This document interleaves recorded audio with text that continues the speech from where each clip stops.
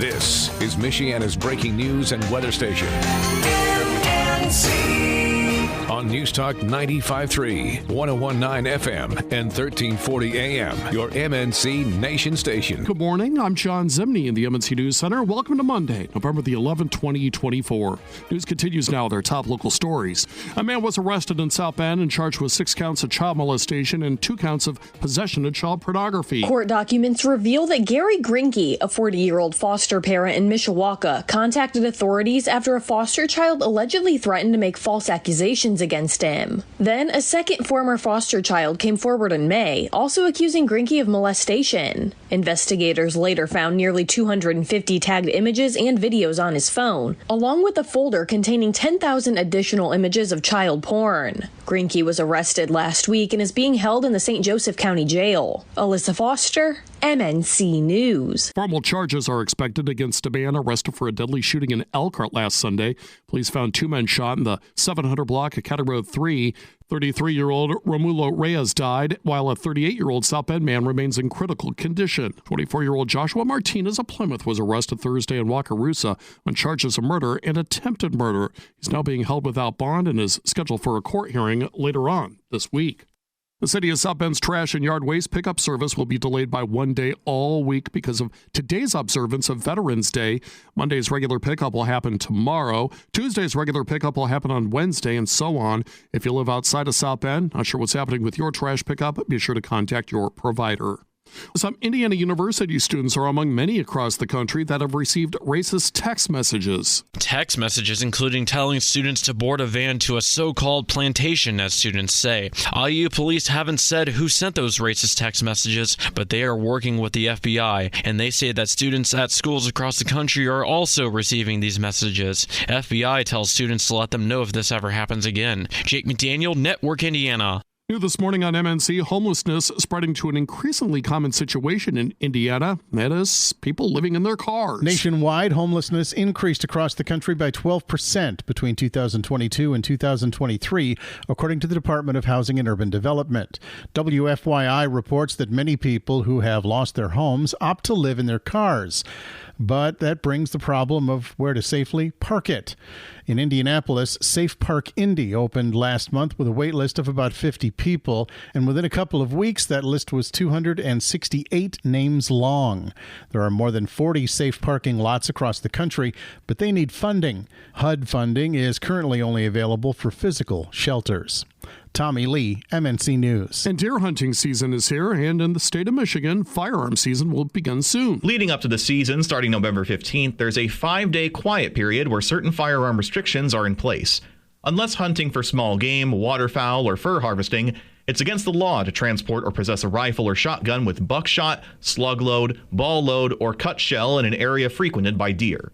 Unloaded guns securely encased or carried in the trunk of a vehicle can still be transported to or from a hunting camp during the period. The 5-day period allows deer to settle back into their day-to-day patterns, increasing the odds of a successful hunt. Victor Garcia, MNC News. A 2-year-old in southwestern Michigan died, and the child's mother is now in custody facing an open murder charge. Police in St. Joseph County, Michigan were called to Memory Lane Trailer Park near Sturgis early Thursday afternoon. Medics attempted to save the child but were unsuccessful. 21-year-old Paige Nicole Bone was arrested. Details about the child's death have not yet been released. Support services are being provided to the family and first responders by the St. Joseph County Sheriff's Office. Morgan Hopkins, MNC News. And details now as a Mexican national has been sentenced to decades in prison for the murder of a woman in Michigan. 26-year-old Brandon Ortiz Vite sentenced to 39 years in prison for the murder of his girlfriend, Ruby Garcia, who was found shot to death on the side of a Grand Rapids highway in March. You, sir, are a cold-blooded murderer. The Kent County judge also sentencing Ortiz Vite to another minimum 23 years concurrent for carjacking and gun charges. The case thrust into the national spotlight earlier this year when now President-elect Donald Trump accused the Biden administration of failing to keep Ortiz Vite out of the country after he was deported in 2020.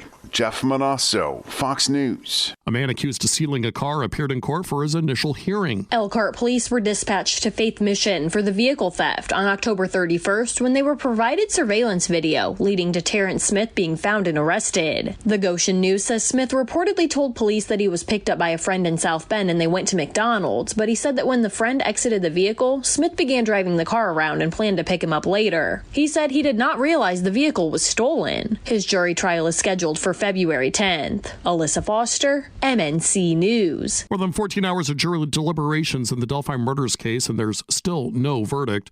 About 5 of those hours happened on Saturday. The jury took Sunday off and returned to court to go over evidence and hopefully come to a verdict as soon as possible later on this morning.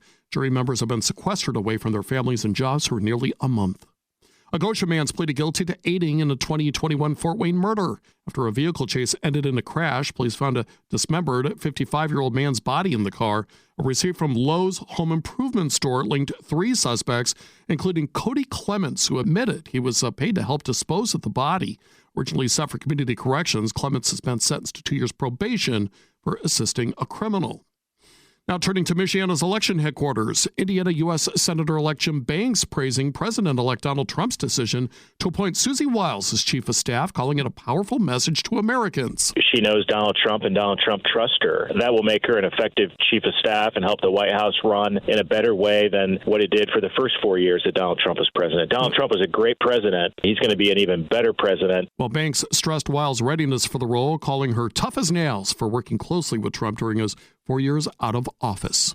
New this morning on MNC, the latest U.S. drought monitor shows almost 70% of Indiana still dealing with drought in some capacity. Some parts of the state got rain on election night, which was the case for some of northern Indiana, but that part of the state has the worst of it. We do have the severe drought classification across the northern part of the state. We just seemingly can't catch a break. I mean, this drought is really stemming back into October and then even into September. Kyle Brown's a meteorologist with the National Weather Service in northern Indiana. The further south you go, the drought is less of a factor, but even areas that aren't dealing with drought are still considered abnormally dry. John Herrick, Network Indiana. And enrollment in Indiana's 21st Century Scholars Program has surged, reaching record levels. The Indiana Commission for Higher Education reports the program has enrolled more than 90,000 students for 2027 and 28, which is more than double previous numbers. The boost follows a 2023 law allowing automatic enrollment for eligible students. State Representative Earl Harris helps more low-income students access a debt-free college education by meeting academic requirements. There are a lot of people that did not know it existed. I would ask people when they ask me about ways to fund their children's education, and I would mention 21st Century Scholars, and almost 100% of the time the person would look at me and go, "What's that?" The 21st Century Scholars Program was created back in 1990. It offers tuition-free college at Indiana's 2- and 4-year institutions for students who qualify based on income. Students eligible for the National School Lunch Program are automatically enrolled, though they may opt out. Derek Decker, MNC News. Partly sunny, breezy, and cool today. We're going to end up around 55 degrees for the afternoon high. Some of the wind gusts still up around 30 miles per hour. This evening, mostly cloudy, a few sprinkles across the area, then clearing out overnight. We drop down to 35. And tomorrow, partly sunny, but a high of only 47. I'm WSBT 22 Chief Meteorologist Carrie Peugeot. Breaking news can happen at any time, day or night. Get first word by signing up for breaking news text alerts from MNC. Text the word news to 574-2595, 95.3. Podcasts by Federated Media.